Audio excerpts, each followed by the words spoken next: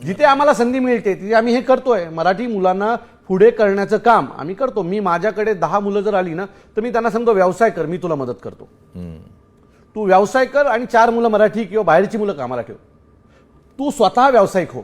आणि आमचं प्राधान्य त्याच्याकडे असतं. मीरा भाईंदरमध्ये पण मी तेच करायचा प्रयत्न करतो. आत्ता पण जी मीटिंग झाली त्यात 95% ह्या परप्रांतीयांना लायसन्स मिळाली ऑखरची. अहो साहेब, लायसन्स टॅक्सीची बिल्ले का नाही मिळाले मराठी आमची माणसाला? सरकार, मी पुन्हा सांगतो, ह्याच्यासाठी तुमच्या हातात सरकार लागते. हे लायसन्स वाटायला आहे ना सरकार लागते. पण तुम्ही माझ्या ठाण्यात चला, मी अनेक मराठी पोरांना हे धंदे व्यवसाय सुरू करून दिलेले आहेत. जिथे आम्हाला संधी मिळते तिथे आम्ही हे करतोय. मराठी मुलांना पुढे करण्याचं काम आम्ही करतो. मी माझ्याकडे 10 मुलं जर आली ना तर मी त्यांना सांगतो व्यवसाय कर, मी तुला मदत करतो.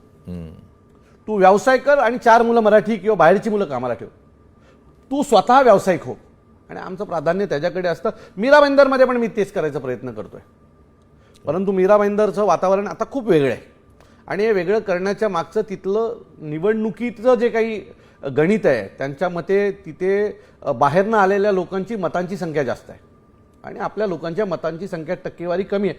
त्यात एक चीड आहे लोकांमध्ये, तिथल्या मराठी माणसामध्ये या सगळ्या गोष्टीची एक चीड, आणि ती चीड काल तुम्हाला रस्त्यावर पाहायला मिळाली.